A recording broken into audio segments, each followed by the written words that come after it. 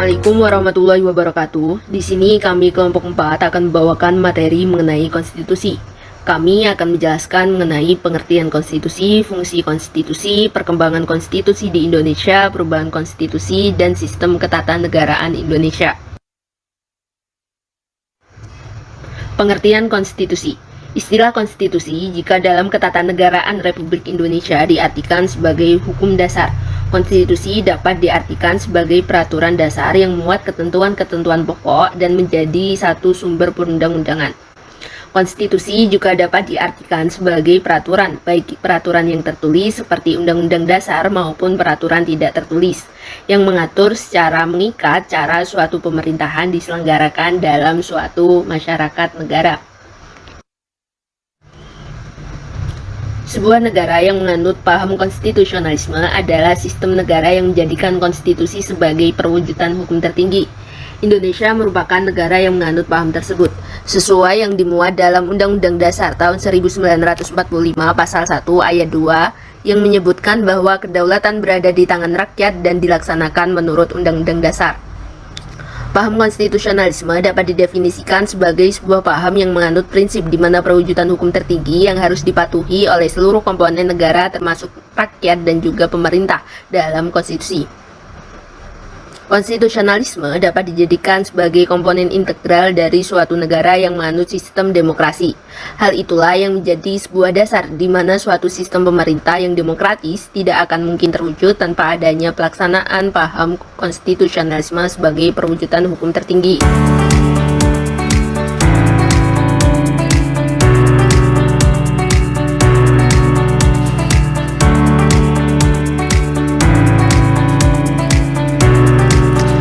Fungsi konstitusi. Fungsi utama sebuah konstitusi setidaknya harus memiliki 4 fungsi penting berikut. Fungsi limitatif. Konstitusi sebagai pembatas kekuasaan. Fungsi integratif. Konstitusi membutuhkan proses integrasi nasional. Fungsi protektif.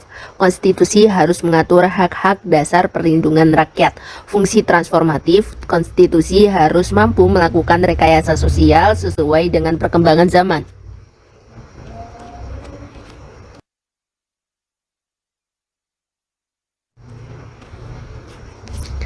Selain itu, terdapat pula fungsi umum dari fungsi konstitusi. Yang pertama, konstitusi berfungsi untuk membatasi kekuasaan pemerintah, agar tidak terjadi kesewenang-wenangan yang dilakukan oleh pemerintah sehingga hak-hak bagi warga negara dapat terlindungi dan tersalurkan. Kedua, fungsi konstitusi sebagai alat membatasi kekuasaan. Ketiga, konstitusi berfungsi sebagai identitas nasional.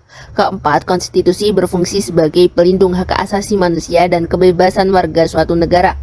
Keempat, konstitusi membatasi organ atau lembaga dalam pemerintahan suatu negara. Yang kelima, fungsi konstitusi sebagai pengaturan hubungan kekuasaan antara lembaga negara dan warga negara. Ketujuh, sumber legitimasi terhadap kekuasaan negara ataupun kegiatan penyelenggaraan kekuasaan negara. Kedelapan, sarana pengendalian masyarakat dalam urusan negara seperti bidang politik, budaya, sosial, dan juga hukum. Yang kesembilan, konstitusi berfungsi sebagai landasan yang menentukan peraturan hukum yang ada di bawahnya. Sejarah perkembangan konstitusi di Indonesia. Pada periode 18 Agustus 1945 sampai 20 Desember 1949 tentang penetapan Undang-Undang Dasar 1945.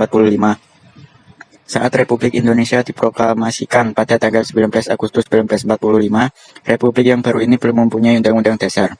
Sehari kemudian, pada tanggal 18 Agustus 1945, rancangan undang-undang disahkan oleh PPKI sebagai Undang-Undang Dasar Republik Indonesia setelah periode 17 Agustus 1950 sampai 5 Juli 1959 tentang penetapan Undang-Undang Dasar sementara 1950.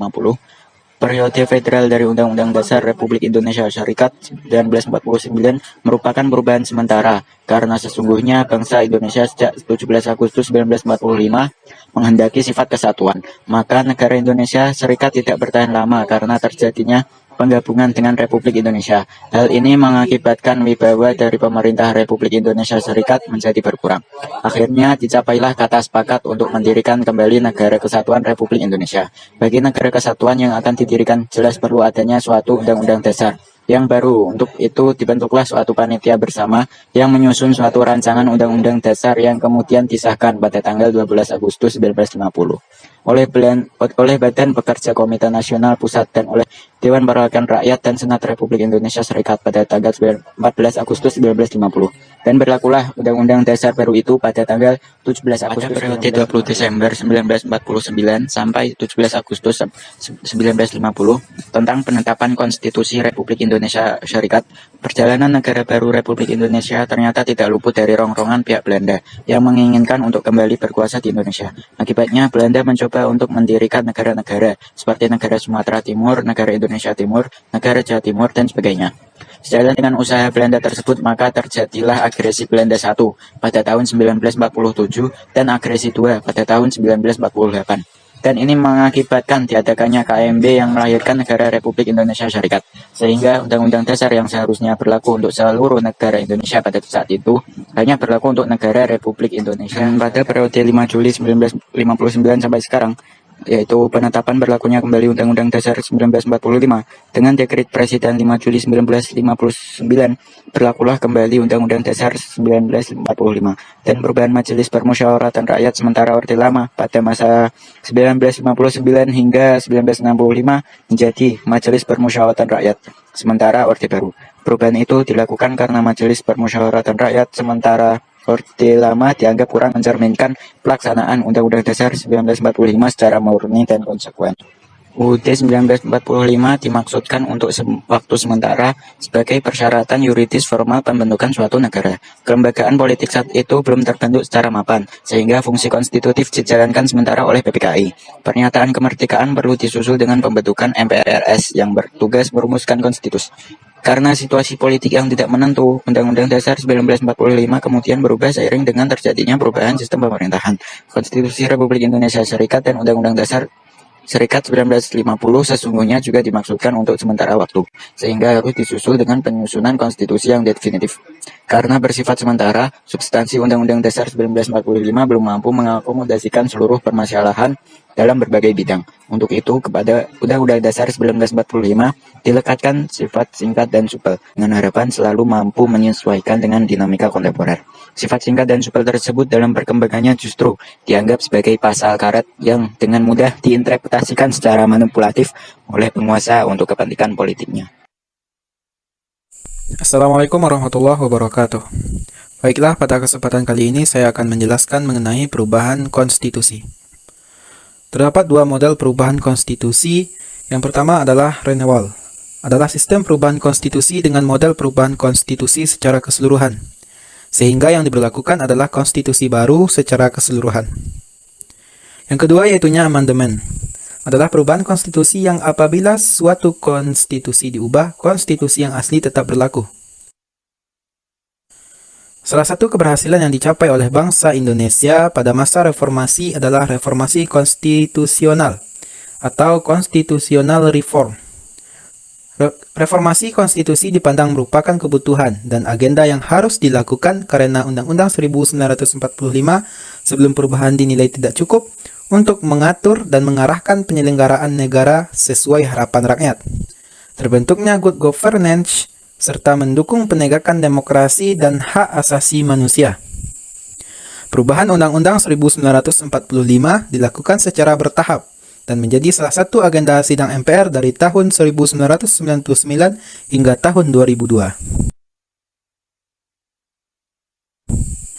Perubahan konstitusi yang pertama dilakukan dalam sidang umum MPR tahun 1999.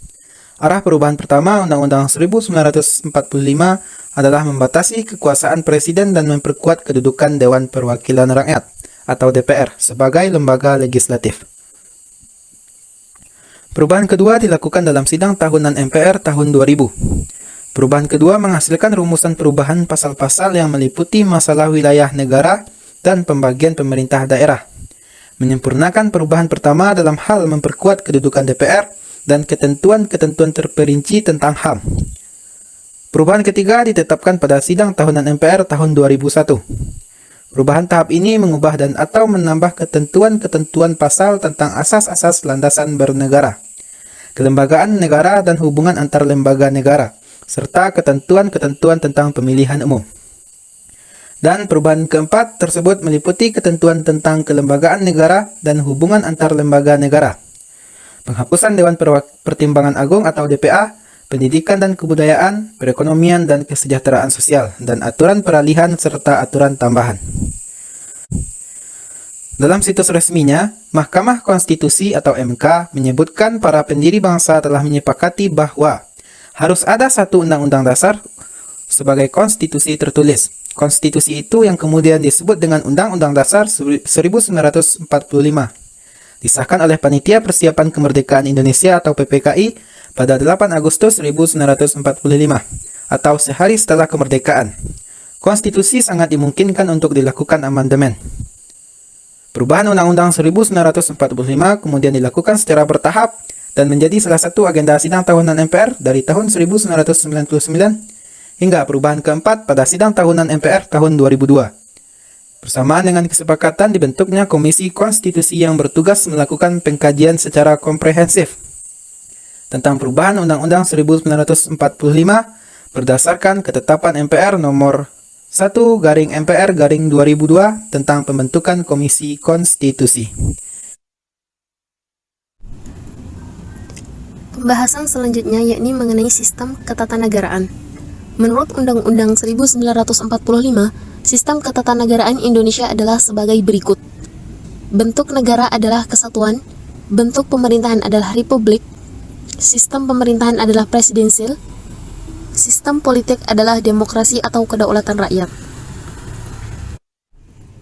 Bentuk negara kesatuan. Negara Indonesia ialah negara kesatuan yang berbentuk republik. Pasal 1 ayat 1 Undang-Undang 1945. Negara kesatuan adalah negara yang bersusunan tunggal. Di dalam negara kesatuan, kekuasaan untuk mengatur seluruh daerah ada di tangan pemerintah pusat. Kekuasaan untuk mengatur seluruh urusan pemerintahan dilakukan dengan dua cara, yaitu sentralisasi dan desentralisasi. Bentuk pemerintahan republik. Secara teoritis, ada dua klasifikasi bentuk pemerintahan, yaitu republik, pengangkatan berdasarkan pemilihan, dan monarki, pengangkatan berdasarkan pewarisan atau turun-temurun. Bentuk pemerintahan negara Indonesia pernah berubah menjadi negara serikat pada tahun 1949 sampai 1950.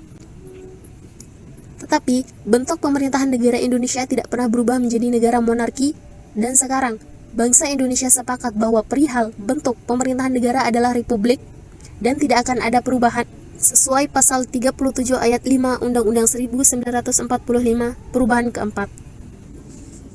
Sistem pemerintahan presidensil. Badan eksekutif dan legislatif memiliki hubungan yang independen. Mereka dipilih oleh rakyat secara terpisah. Ciri-ciri sistem pemerintahan presidensil. Penyelenggaraan negara berada di tangan presiden.